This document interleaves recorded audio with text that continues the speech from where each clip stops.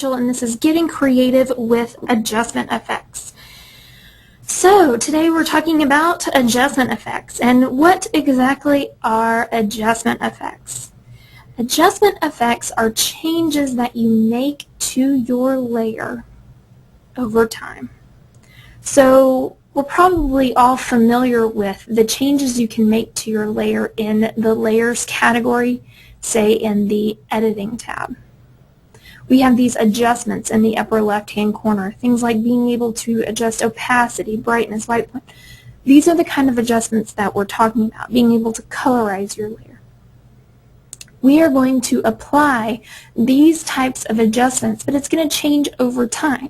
So we're going to be working with keyframing in a similar way that you can change the size and shape of your layer over time. You can also change these editing effects here in the Effects category in the Adjustment Effects tab. And by using keyframing, you're going to be able to make those changes happen precisely when you want them to. So what I want to do before we get started going in and going to all the details of the Adjustment Effects tab, I want to play through for you some of the examples that we'll be creating. And that way you have a good idea of what we're working towards. All right? Play these back.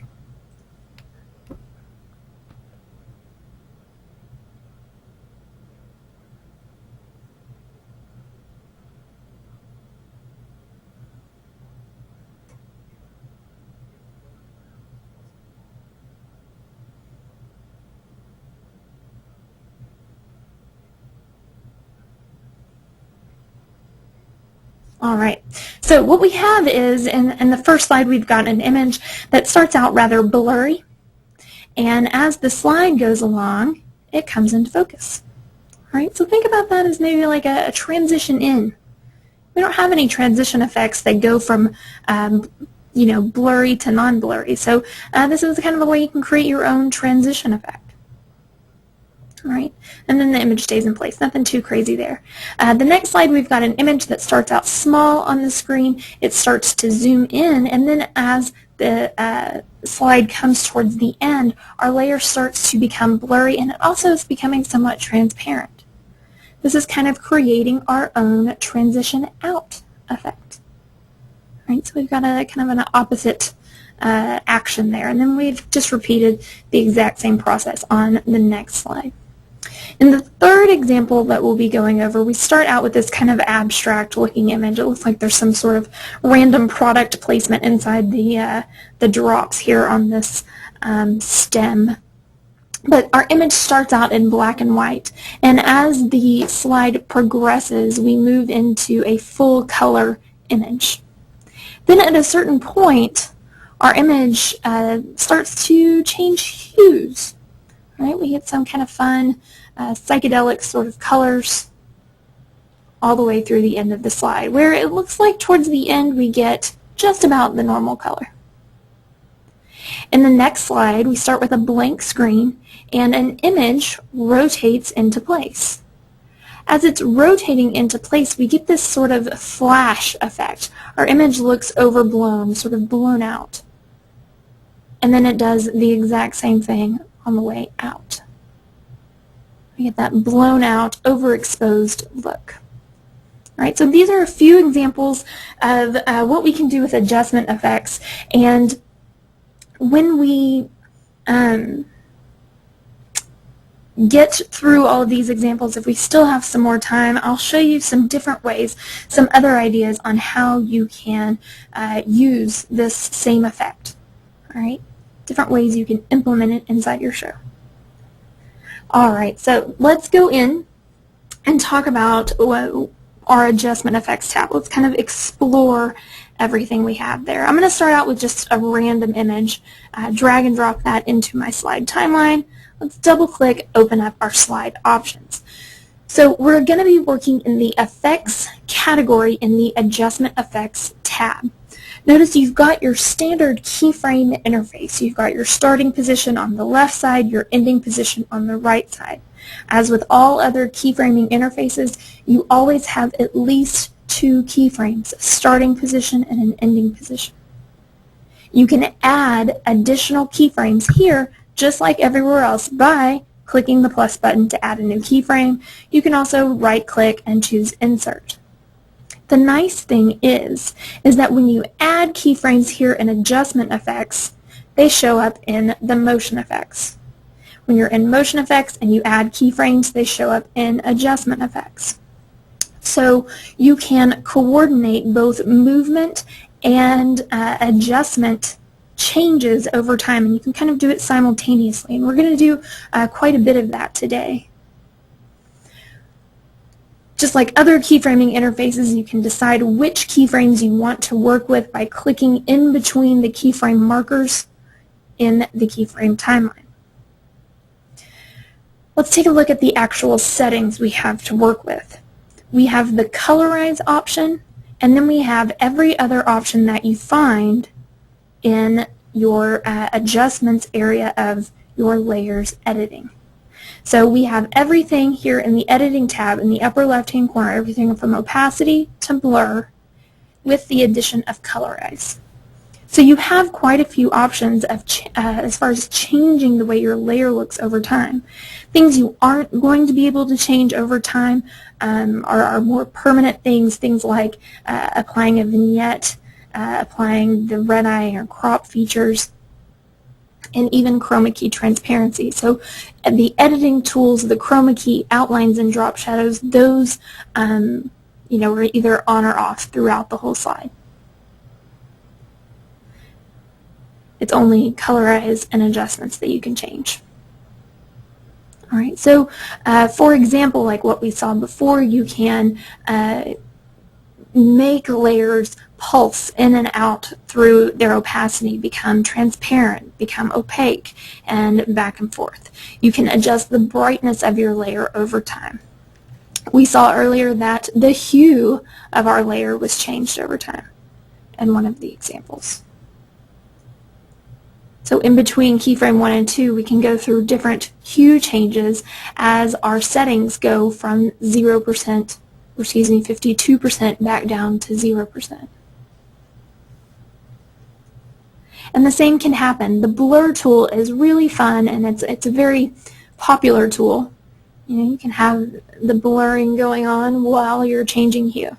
So we're going to be taking a look at these types of effects, changing the way you're able to see your layers. Let's get started with the actual examples. Let's see. I've got some images. We've got some architectural images that we're going to be using today. All right. And the first example, we're going to do that kind of transition in that we saw at the beginning. And it's a very basic effect, but it can give you a good idea of how you can use these adjustment effects in a very professional way, in a way that isn't too overbearing. So we're going to take this image of PSW Places, I believe 12. I'm going to drag and drop it into slide number 1. I'm going to make some changes to my slide time. We'll do a 4-second slide and a 0-second transition in. Let's open up our slide options and take a look here. One thing I'm going to do in my layers category is adjust the scaling of this layer to fill the frame.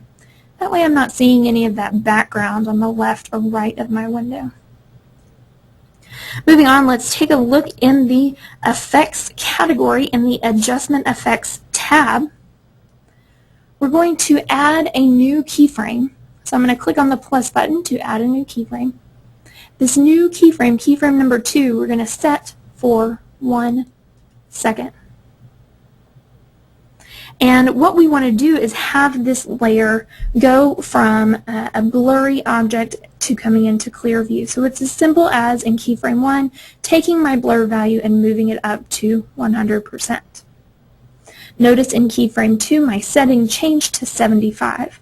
By default, your settings in middle keyframes other than the very first and the very last, those settings are automatically adjusted by ProShow.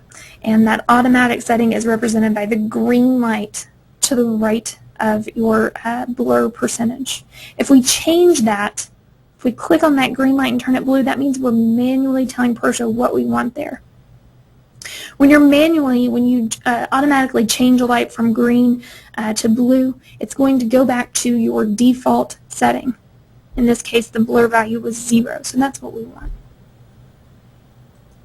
Then between keyframe 2 and 3, you want to make sure that your settings match. So the only time our layer is changing is in between keyframe 1 and 2. And we get this nice sharpening effect. We go from blurry to sharp. And you can take this a step further, which we're going to do in the next example. We're going to kind of reverse what we're doing here. But if you wanted to have sort of a fade in, you could adjust the opacity in keyframe 1. In addition to the blur value, adjust the opacity, say, to 0. You would want to make sure in keyframe 2 that you made your opacity setting manual. Otherwise, it's going to slowly go from 0% opacity to 100 between keyframes 1 and 3.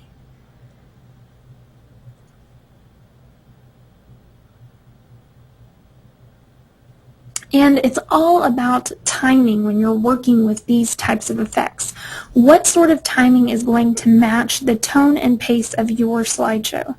So maybe rather than having a 1 second transition from, or a 1 second time to go from 0% opacity and 100% blur value to the opposite, maybe you take keyframe 2 and you set it for 3 seconds instead. So this happens over a nice long stretch of time.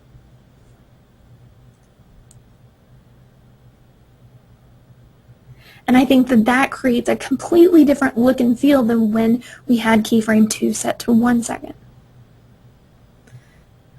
Set this way, where you have 3 seconds in between keyframe 1 and 2, you get more of a awakening from sleep sort of look.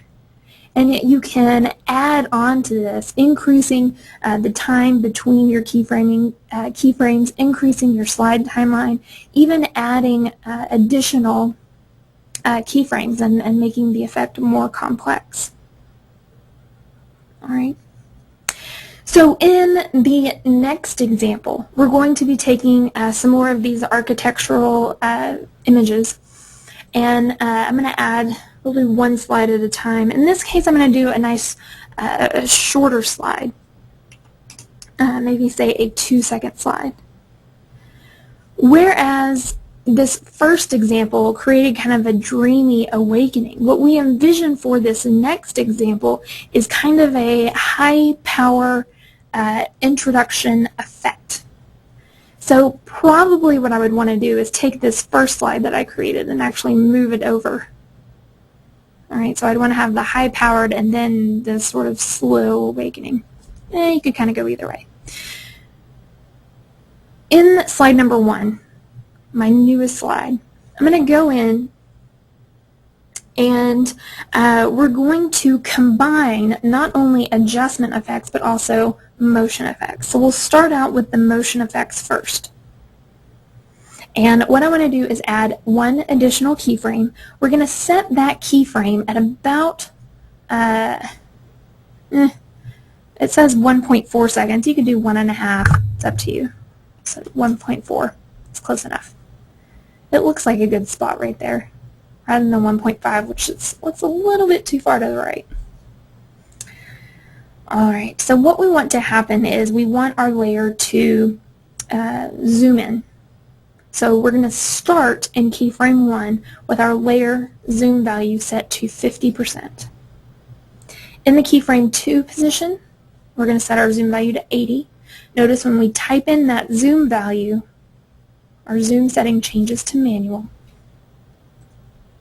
And then in between keyframe 2 and 3, in the keyframe 3 position, we want to go to 120%. All right, so a nice basic zoom in option. It's a nice effect in that you go nice and slowly between 50 and 80%. So for a 30% zoom change, you get 1.5 seconds, and then you get a little more than half a second to go 40%. So your zooming action increases its speed. All right.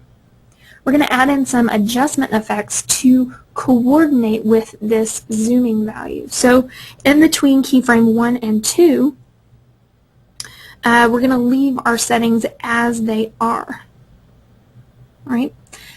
We don't want the settings in keyframe 2 to change, so we want to make sure that everything is set to manual. So I'm going to do a real quick copy start to end to make sure that all of those settings in keyframe 2 stay as they are and don't change. Now we'll click in between keyframes 2 and 3, and in the keyframe 3 position, this is where we want things to start to change. We're going to set the opacity to 0 and the blur to 100. So we're taking kind of the opposite effect that we were doing in the other slide. And here's what the finished effect looks like. So in this slide where we're zooming in, we're creating our own transition out. We're helping the layer exit the slide without the use of actual layer transitions or even the slide transitions. We're creating our own exit for this image. And this particular effect works really well if you repeat it. So what I would probably do if I were going to repeat this is, one, I would either make it, well, two things. I would either make it into a slide style so that I could easily apply it, or I would take layer number 1, right-click, choose copy, right-click, choose paste, take the second one, and replace the layer. And you can replace the layer by choosing select file. And the one that we want to change it to is PSW places 40.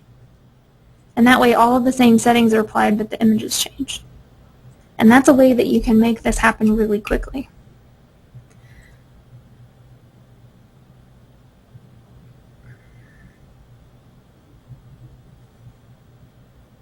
And I think that even going with the really quick-paced intro sequence, moving into the slower image focus works really well. These are good effects because they're not necessarily overwhelming. They don't have too much movement. You're still able to take a look at the image. The slides 1 and 2, they move pretty quickly, but you may want to show them once again. But slide number 3, you're getting a nice good look at this image. So this would be a nice kind of breather from some of the more intense motion keyframing and masking and adjustment effects or adjustment layer effects. So think about including these types of simple adjustment effects slides to your slideshow in between those high energy slides.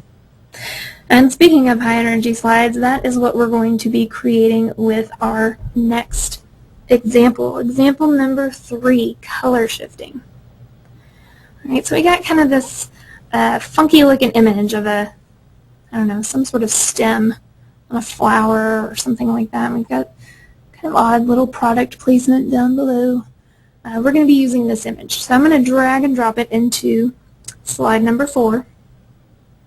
And what we're going to do is we're going to combine, once again, motion and adjustment effects.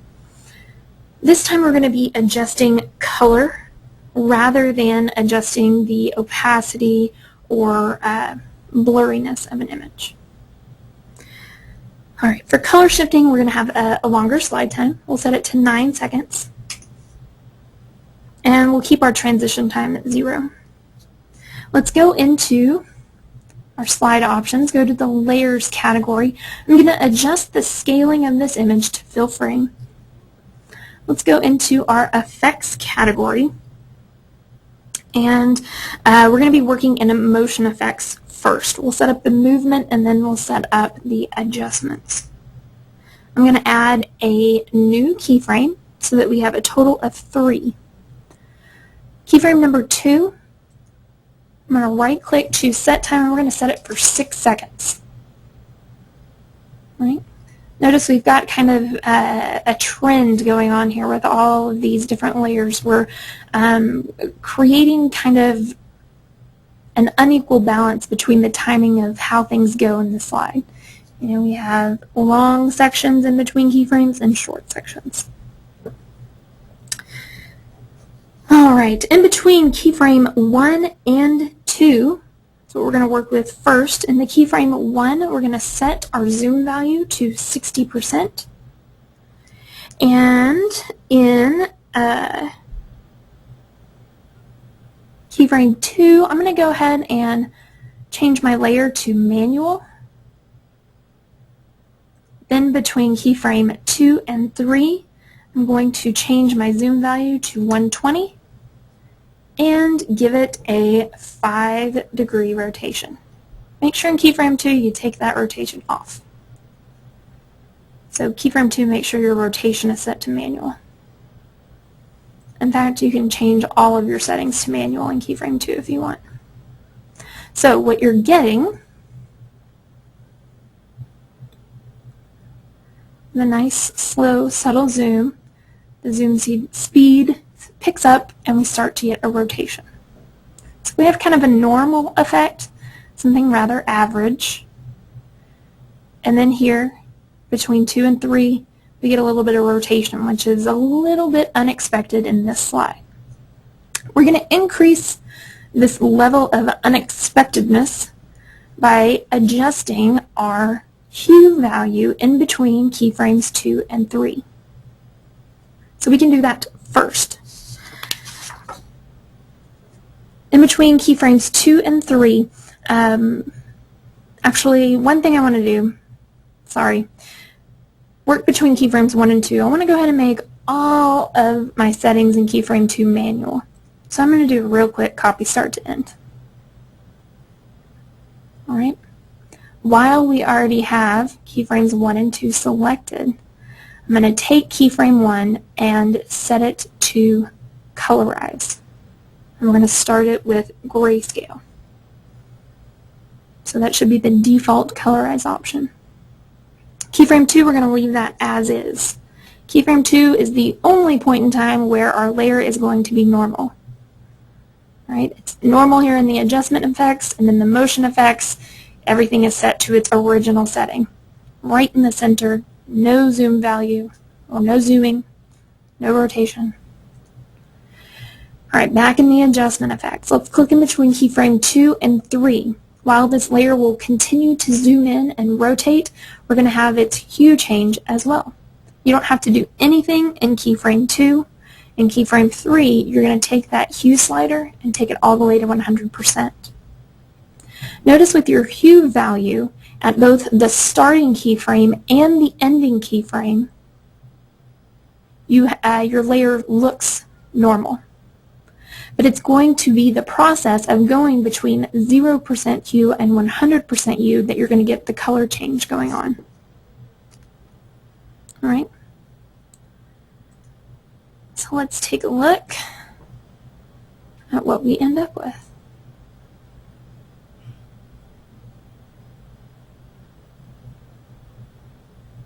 Alright, so that's kind of a crazy psychedelic effect, something that's a little bit more flashy than the other two effects we were working on. Along the same lines as this sort of color shifting option, you can use this type of thing in many ways. There's an effect that we used to do in some training that used to do in live in-person training. And one of the things we did, I want to show that to you. Out of curiosity, how many of you have used the chroma key feature inside ProShow before? If you have, click on that hand icon and raise your hand. If you've used chroma key or if you're familiar with the concept, raise your hand and keep it up. Almost half of you. Okay. Well, I'm going to show you an example where we take take advantage of the chroma key feature and we combine it with this sort of color shifting idea. And it's kind of another take on this same example that we did here in slide number 4. Now this isn't in your notes, but we are recording the class, so if you want to watch it again, you're more than welcome to. It's not terribly complicated, so I think you'll be able to make do without the notes. We're going to be using this image Nature 05. We've got this leaf here in, it looks like icy snow. We're going to drag and drop that into slide number 5. Leave my slide time at 9 seconds, and we'll go ahead and give us a nice 3-second transition. And actually, no, never mind. I'm going to leave it at 0 because we're going to have another slide after that. All right. Here's what I want to do. I'm going to take layer number 5 and our slide Nature 05. We're going to go into our layers category into the layer settings tab. I'm going to adjust my scaling to fill frame. All right. Then we're going to go into the effects category into the motion effects tab, and I'm going to add in 2 new keyframes. So I'm going to right click, choose insert multiple, type in 2. Keyframe 2 we're going to set to 2 seconds. Keyframe 3 we'll set to 5.5 and leave keyframe 4 at the end.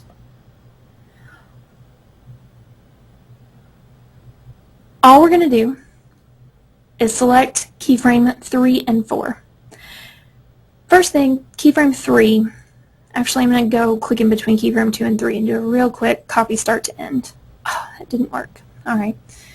I'm just going to change all of my values in keyframe 3 to manual. Click in between keyframe 3 and 4, and the keyframe 4 position we're going to go to 110. Right, we're just zooming in a little bit. So nothing happens in the first part of the slide, and then from 3 to 4 we zoom in. All right. Okay, so now what we want to do is duplicate this layer. We want another image with the exact same values going on. I'm going to take layer number 1, right click on it, and choose duplicate layer. All right, we've got 2 of the exact same image doing the exact same thing. I'm going to go over to my layers category into the editing tab, and I'm going to take layer number 1 and we're going to use chroma key transparency to remove the white from this layer. All right, so I'm going to take layer number 1, make sure that's selected, and we're going to use chroma key transparency. What's unique is that with chroma key, when you select your key color, which we're going to do using the eyedropper tool, what we're doing is selecting a color and telling ProShow everywhere where that color is located inside my layer, I want you to take that color and make it transparent. We're basically removing that color completely. So in this example, you're going to definitely want to watch the after editing pane in the lower right hand corner. Right? Because in the preview window, you're going to be able to see the layer underneath. So you want to watch for, in the after editing pane in the lower right hand side, you want to watch for the white area of the snow becoming a black and white or black and gray checker. All right, so we set that white color. And when you're using white or black, you can't choose a hue because there's not really a hue change for black and white. We're just going to change the intensity threshold. And notice we get a change pretty quickly, and I guess you can kind of see it in the preview window. It's a little bit easier to see in the after editing pane. So it looks like 20-ish% works pretty well. Let's try intensity drop off. Remember, intensity threshold takes very bright and very dark areas and it makes them opaque so that areas that aren't very bright or very dark become transparent as you increase intensity threshold. Intensity drop-off works with the edge of the image, so we can start to get some of the white off the edge of our leaf, about like so. All right, so we've removed the white from our layer. Pretty easy. All right, now what we want to do is go into our effects category. All right, we're going to go into the Adjustment Effects tab.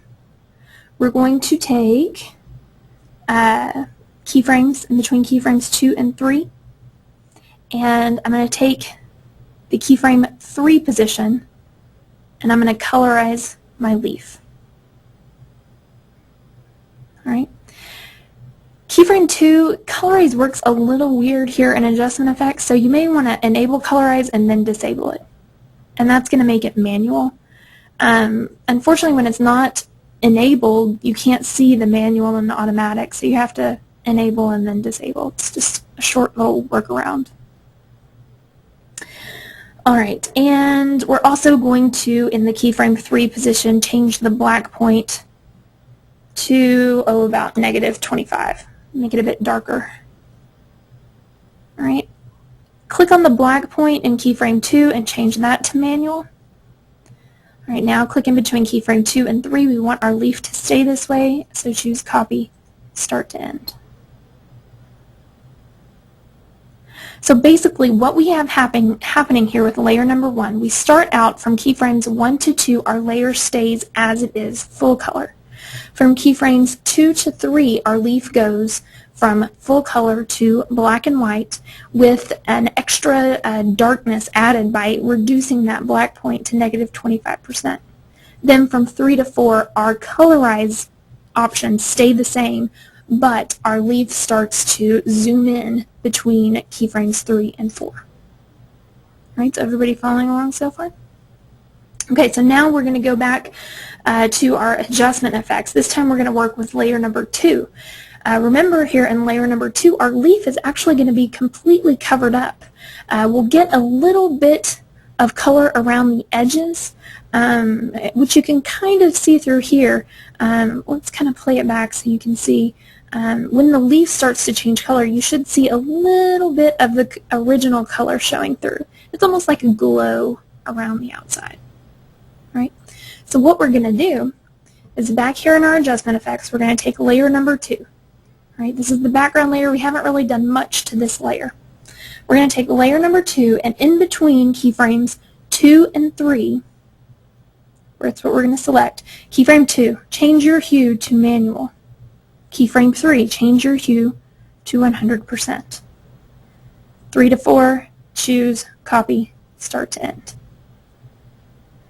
So while our layer is changing from black and white, or from color to black and white, we're going to have this hue shift going on around the edges of our leaf, and the snow is going to change ever so slightly. It's a subtle effect. All right, let's take a look at what the finished effect looks like. Color, nothing's really changing.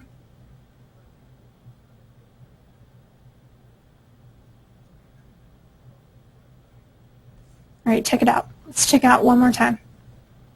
And really take a look here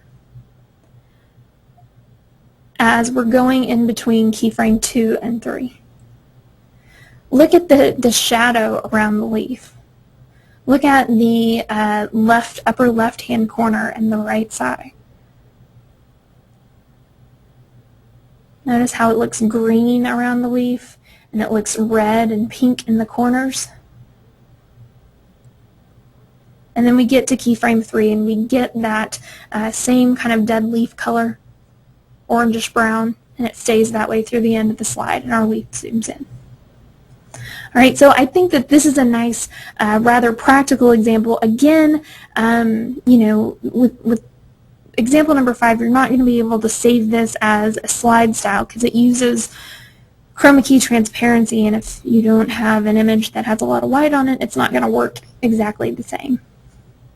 But it's a really cool effect that you can create fairly quickly, especially when you're working with a layer that has such a large area that is transparent, or sorry, that is one color that you can make transparent.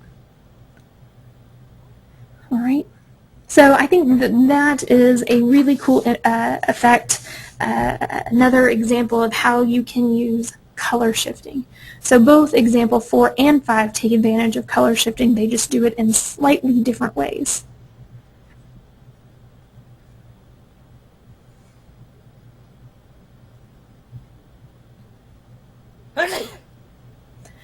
And Jane asked a question, can you change the leaf colors using hues? And absolutely you could. You know, if you would rather change, I mean, when we changed the leaf color, we changed it from color to black and white. If you would rather, instead of colorizing your leaf and doing that black point, you could instead have the leaf change hues.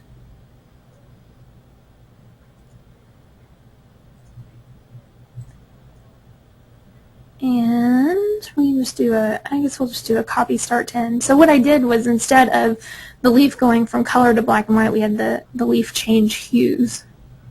Which, if you just wanted the leaf to change hues, you wouldn't even need to do the chroma key option, actually.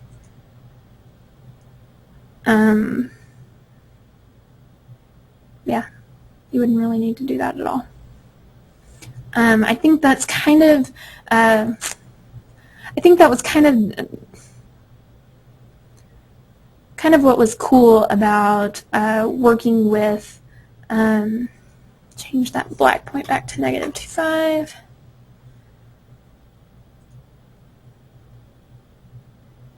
Oh, whoops. I'm doing it on the wrong layer. Edit.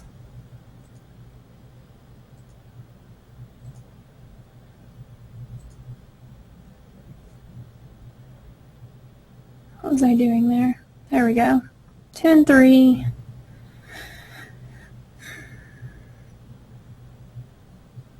Colorize, and then we had -25 black point. Hue, let's take that back down. And 3 to 4, copy start to end. Let's make sure in between 2 and 3 I go from hue to hue. There you go. Is that right?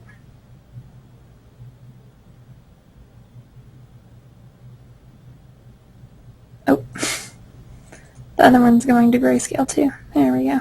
Take that grayscale off there. Alright, sorry about that, guys.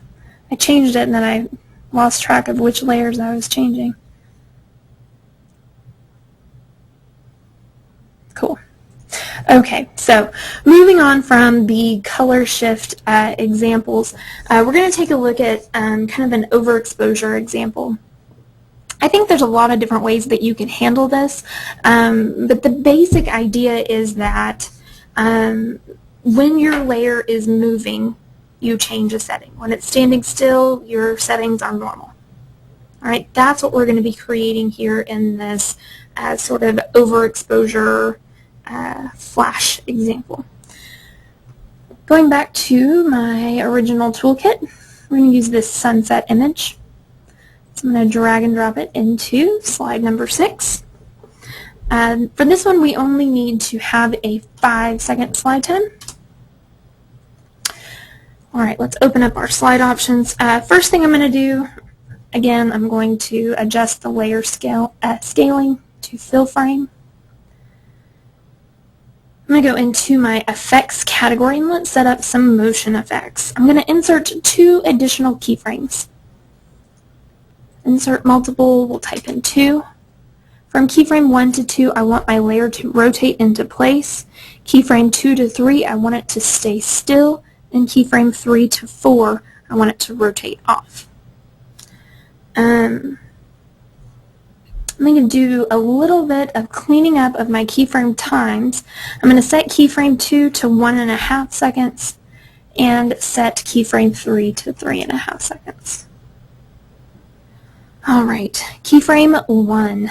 I'm going to take my rotation value, set it to -90, and I'm going to drag it off the left side of the slide. Keyframe 2, change all of my settings back to manual. Keyframe 2 to 3, copy, start to end.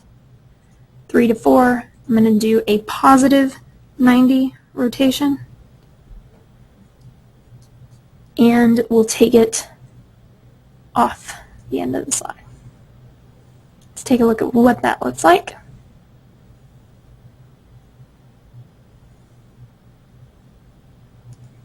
Pretty cool, right?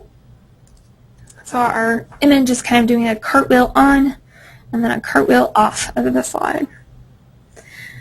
Alright, here's what we're going to do. Go over to our Adjustment Effects tab, and it requests that you add in some additional keyframes. And I think the reason why we want you to add some additional keyframes is so that while your image is on the screen, yet it's still entering, it's set to these kind of overblown settings. So what we'll do is, in between keyframe 1 and 2, at about the keyframe 1 point, we're going to add a new keyframe. Now your notes suggest that you double-click at the 1 second mark in your keyframe timeline to add a new keyframe. You can do it that way. You can right-click and choose Insert, and then you can set that time to right at 1 second. We're going to do another one at the 4 second mark. You know, you could always simply just click on the plus button to add a new keyframe and set that keyframe 5 to 4 seconds. So, you know, there's always more than one way to do this. Okay. Click in between keyframes 1 and 2. In the keyframe 2 position, this is where we want these changes to start occurring. In the keyframe 2 position, I'm going to change my brightness to 100%, my white point to 100%. I'm going to take my black point and take it to negative 100. So we're getting high contrast, kind of an overblown exposure. All right, now between keyframe 2 and 3, in the keyframe 3 position, I want all of my settings to be back to normal. So I'm going to take my brightness, turn that off, change it to manual, white point, black point. I just want my normal image back. 3 to 4, I'm going to do copy, start to end. And then we'll click in between keyframes 4 and 5. And we're going to start the process again. I'm going to change my brightness to 100%, white point, 100%, black point, negative 100. All right, and then in the keyframe 6, our image goes back to normal. So around the keyframe 2 and keyframe 5 points, we get these sort of flashes of overexposure before things settle down again. All right, so let's play this example back full speed. If we need to, I'll kind of scrub through it slowly too.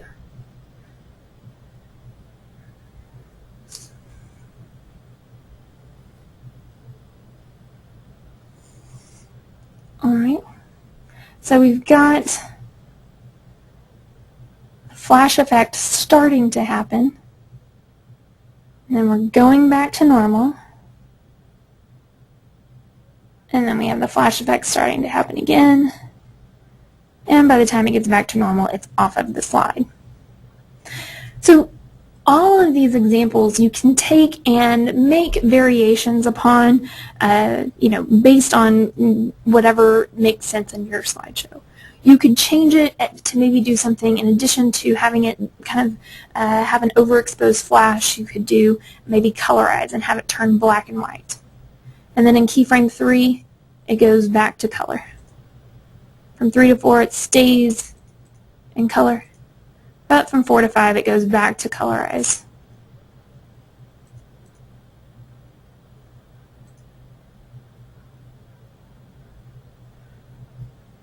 And then that way you get kind of a crazy color shifting effect. Might be better if you...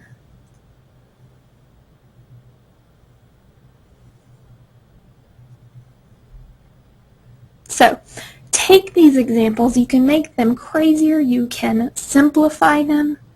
You've got a lot of different options there as far as what it is you can do with your adjustment effects. Keyframing, it's all about, the precise timing of your slideshow. So make these slideshows, make these layers do what you want them to when you want them to do it. With all of these examples and with all of these features inside the program, really your only limitation is mostly your own creativity. So if you can think of the idea, you may not be able to do precisely what it is you're looking for, but you can get pretty close. So, think about what it is you want to do, then think about what area inside the program. Is it the effects category? Is it the layers category? What can I change inside the program to make this happen? All right, so this brings us to the end of the Getting Creative with Adjustment Effects course. What I want to do is go ahead and open up the floor to you guys, to any questions that you may have. Feel free to type your questions into the questions box. If you don't see that questions box, you simply need to expand the GoToWebinar control panel by clicking on the red button with the white arrow, and then you should be able to see that area. So feel free to type your questions, send them over, and I'll do my best to answer them. I've got a question from Matt that says, would there be a way to make the people in the, in the image do the cartwheel effect with the background image staying still? The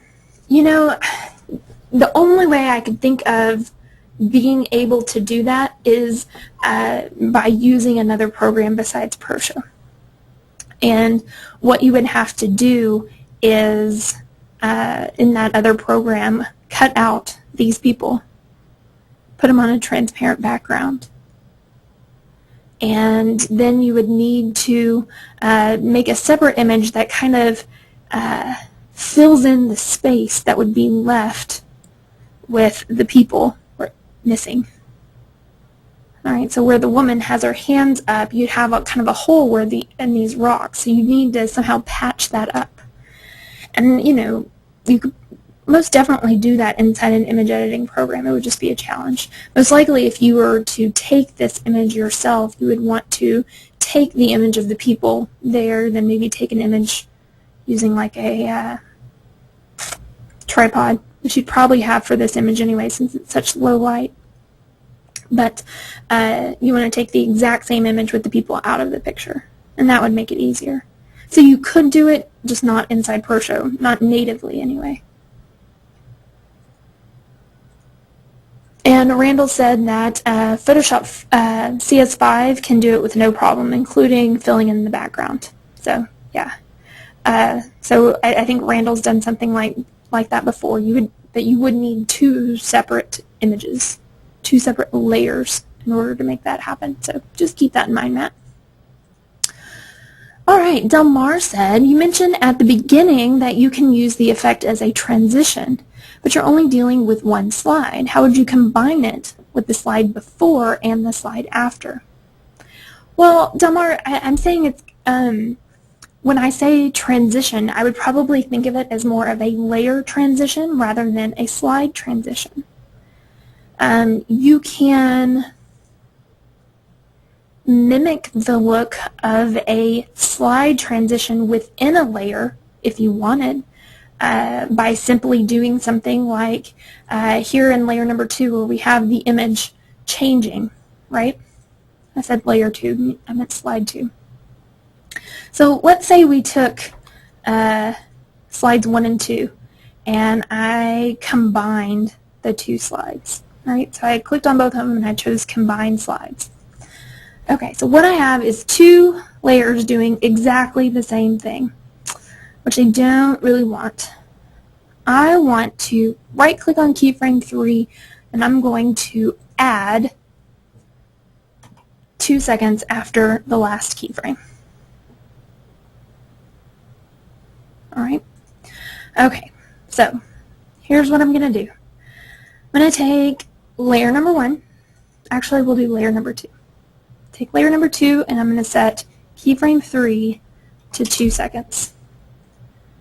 And layer number 1, I'm going to set keyframe 2 to 3.4 seconds, and I'm going to set layer number 1 to 2 seconds. Actually,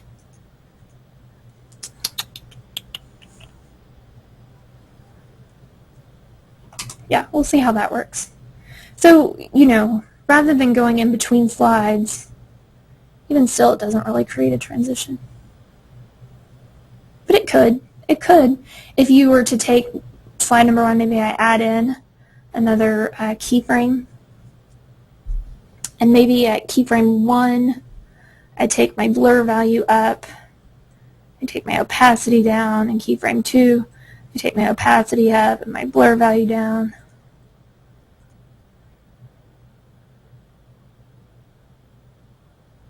And maybe we'll take keyframe 1 back a little bit.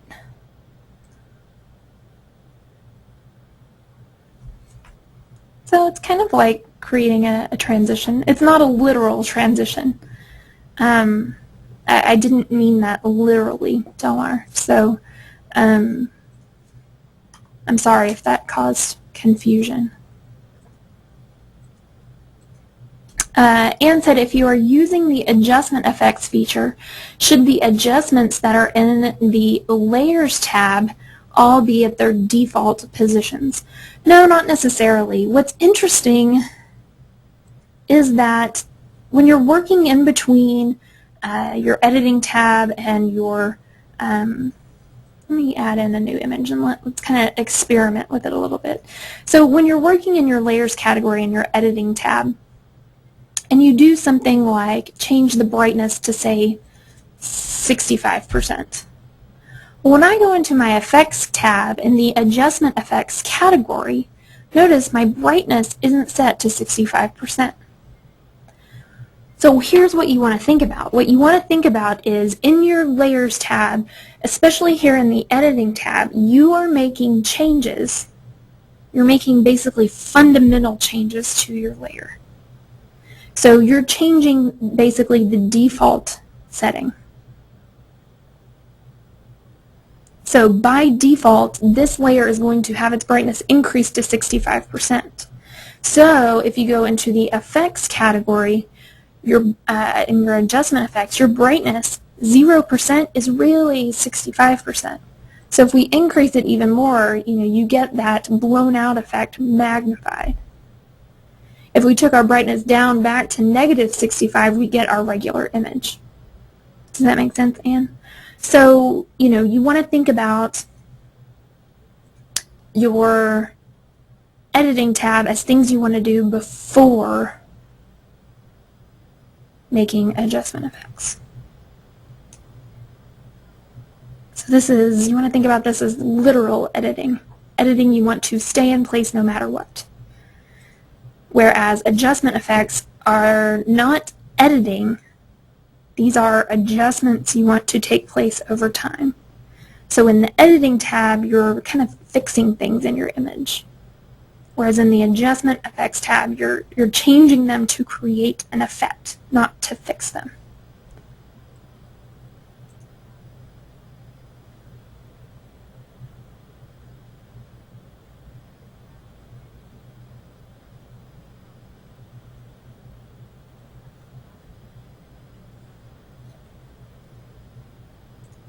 Does that make sense, Anne? Oh, and Claudia had to leave. Okay, good. Anne said yes. Okay. Delmar said, when you combine two slides together, which already has different slide styles, what happens to the slide times, and do the slides still act like before, just combined? I have no idea. No clue. I haven't really done that before. Usually when I combine slides, I'll do it before I put the effects together. But really, I have no idea. You can test it out if you want.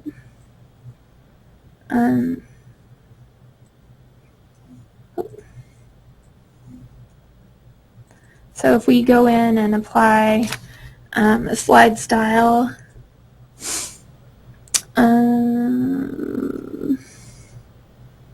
like a moving backdrop, and slide number 2, let's say it's 8 seconds long. And we want to apply blowout cascade.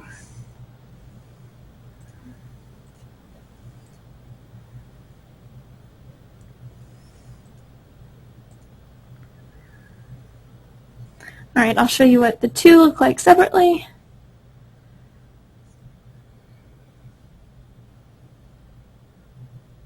Oops, I did that for a vertical image instead of horizontal. Oh well, you still get the idea. Okay, let's see what happens when I take these 2 layers, right click, and combine slides. Alright, looks like we have an 8-second slide. And it put slide number 1 over my other effect. So there you go. The effects are still going on just behind this layer. So if we turn off or hide layer 1 and 2, you see the adjustment effects or the other effect going on.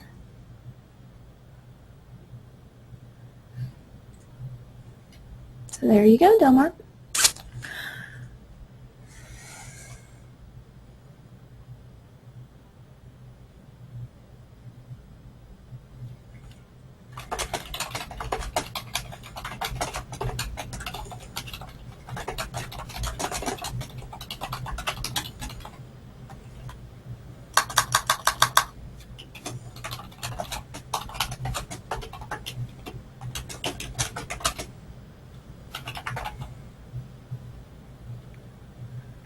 One second. And Delmar said, which slide time dominates? It looks like, I mean, it said it was 8 seconds now, so it looks like the longer slide time dominated, Delmar.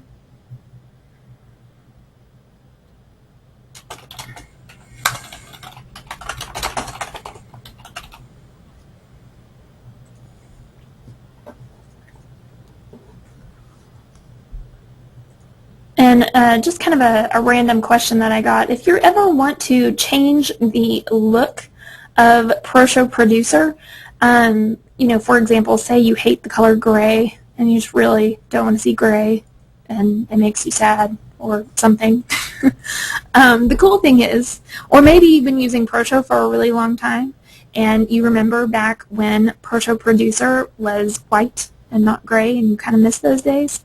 You can always go into your editing tab and go to preferences and go up to the appearance. No. Colors. There you go. Colors. And you can choose to do something like maybe the system colors or the old ProShow Producer colors. So you can load up the ProShow Gold colors. You can load up the system colors, what I have set to my computer right now. You could do green or red. Or what's cool is you can set up your own colors here inside the program and see all of these different settings on the right. You can go in and do all sorts of crazy stuff. So just kind of FYI, a random point there for all of you. Just check that out. Alright, Laura, please show me how to add 2 or 3 pictures into one field. I'm brain dead today. So, Laura, you're going to be using the control key to add multiple layers to a slide. I think that's what you're talking about. So, if you want to add the boats image into a slide, and you also want to add in this balloon image. So I've already added the boats into slide 8. I'm going to select the balloon image, hold down my control key, and then add the balloon image to slide number 8. Now notice while my control key is held down, I've got a plus sign inside that page icon that lets me know I'm adding an additional layer. So now I've got 2 layers on my slide. You can also add multiple layers by clicking the plus button, choosing to add another image or video, and now see we've got 3 different layers. Alright. Gina said, a little off the subject, but if we have time, we went to iStock yesterday to buy an effect. It was about $175 to buy one video effect. Is that industry standard? It made me so much more grateful for style packs, although not videos. There's a lot of effects to choose from. Actually, I've never bought a video off of iStock. I have bought images, which they're not cheap, and the reason is that they're royalty free. So, you know, you can use them in stuff that you're selling. You can post them on your website and not really get in trouble for it, you know. You can use them in your slideshows and then post those slideshows on the web and it'll be okay. That's probably why they're so expensive. You may be able to find cheaper options. I'm fairly certain that not all videos on iStock are the same price. So, yeah. I didn't know they were that much though. So that's interesting to know.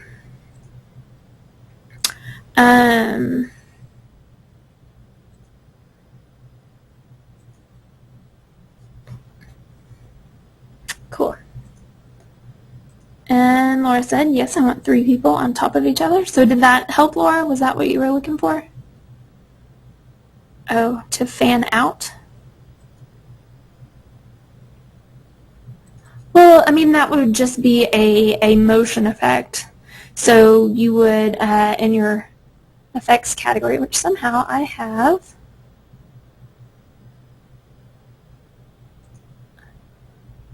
where are my outlines? Nope, that's not what I want. Where are my outlines? What is going on?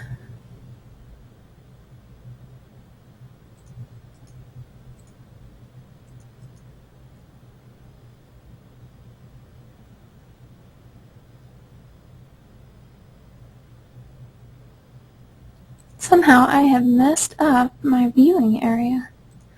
Weird. Okay. Laura, all you would want to do is set up maybe a motion effect. So have your layer rotate in the ending position. Like so. Layer number 2, zoom out.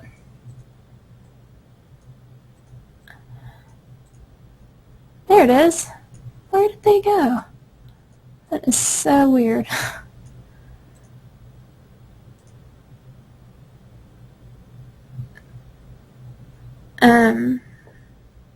So it's all about just motion effects.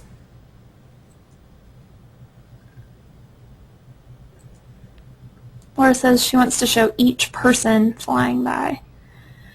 You just need to set up keyframes. So you need to add some additional keyframes and program what you want each layer to do. So think about what we did here for slide number 6, all right, where we had in the motion effects, remember we originally only had 3 different keyframes. So from 1 to, in this case, 3, our layer rotates onto the screen. From 3 to 4, it stays still, and then from 4 to 6, it rotates off of the screen. So it's just all about adding those additional keyframes, Laura. All right, we got a question from Matt that says, if you create your own custom effects and transitions and you want to use them for future shows, can you save it as a template without the actual pictures? Yes, you could save it as a template. You could save it as a slide style. There are many different ways that you can save those inside ProShow. And we did have classes all about those, but I don't think that we're going to have another. Let me see what classes are coming up. Not much.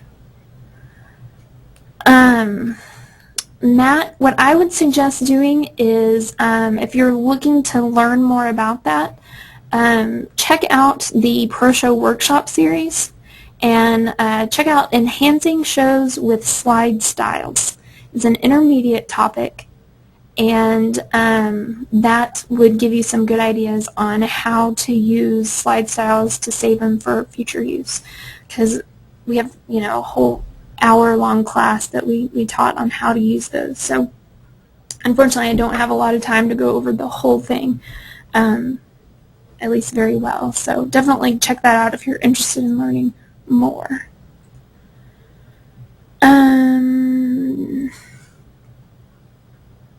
You're welcome, Matt. And Mario said, what size works best MOV video when you buy from iStock? I don't know.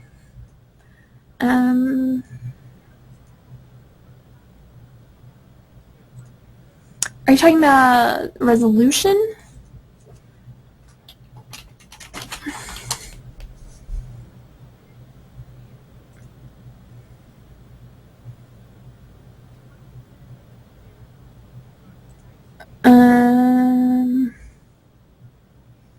Well, you know, when you're looking at these, you want to think about what is your output type going to be. You know, if you're going to be creating a Blu-ray disc, then you're going to want to go with HD 1080. If you're going to be playing something that's going to play in a little corner of your website, and it's only going to be, you know, 800 by 600, you could go with maybe big web or small web even. So I think it depends. I don't think there's necessarily a right or wrong answer. Keep in mind, as you can see, the bigger they get, the bigger the file size. The bigger the file size, you know, if you're streaming on web, then the bigger the final output's going to be. So you definitely want to find a balance. But if you're going for a Blu-ray disc or an HD video, then I would think you would want to go with the highest resolution. So it just depends on what your goal is. If you're doing a DVD, there's no reason to go over the HD 720 because DVDs have a very limited resolution, which just unfortunately happens to be a little bit bigger than the big web option here. So think about what resolution your output's going to be, and that will let you know what resolution you need to buy your video in if you're buying something from iStock. Cool. And Anne said, why is Photodesk discontinuing the classes? The official answer for why our class is ending is located here on the website, and that is that online classes have proved to be an excellent format for delivering video training on the web, but as that technology changes, we must adapt and update our training solutions. I don't know what is going to be replacing the classes, if anything. So unfortunately, I have about as much information about it as you guys do. So cool. And Randall said, I'm guessing you can't save chroma key into a template either, since it can't be saved into a slide style. I don't know if chroma key can't be saved into a slide style, but I don't think I would want to save chroma key into a slide style because chroma key is very specific. So unless you are saving that layer that you're using the chroma key on with the style, it's not going to work for every image that you use because the odds of this color white being located in another image that you want to use and it being the precise color of white, the odds of those being the same are small or slim. So I don't think that saving that chroma key with your style is going to be beneficial, because you're still going to have to go back and adjust all of those chroma key settings. So you're basically starting over from scratch anyways. There's too much that you have to change in order to make it worth it to apply the slide style. So, you know, what I'm thinking, Randall, is if you wanted to, say, do something like this example, I would maybe do just the background layer and save that as a style, and then just duplicate your background layer and then go from there. And maybe in your slide style notes, you could say, you know, in order to make this style really effective, you need to duplicate your layer in the new duplicated layer and use chroma key to remove a certain color, and then make X, Y, and Z setting changes. So that would be the strategy I suggest.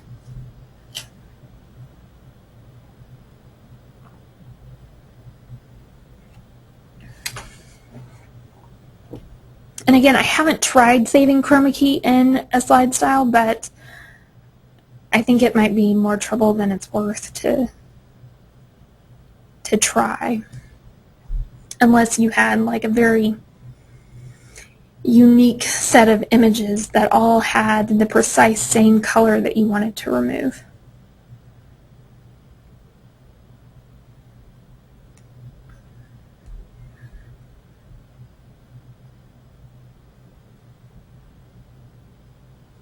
Awesome questions, you guys.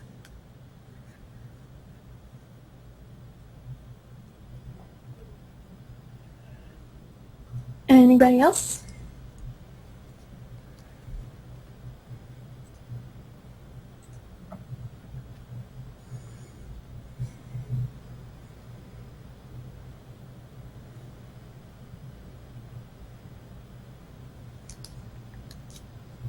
All right. Well, thank you so much for coming into today's class. It has been recorded, and as soon as we head on out of here, I'll get that uploaded so you can watch it again. Thank you, Annette. And you guys have a fantastic evening, afternoon, and hopefully we'll see you in future online classes. Thanks so much.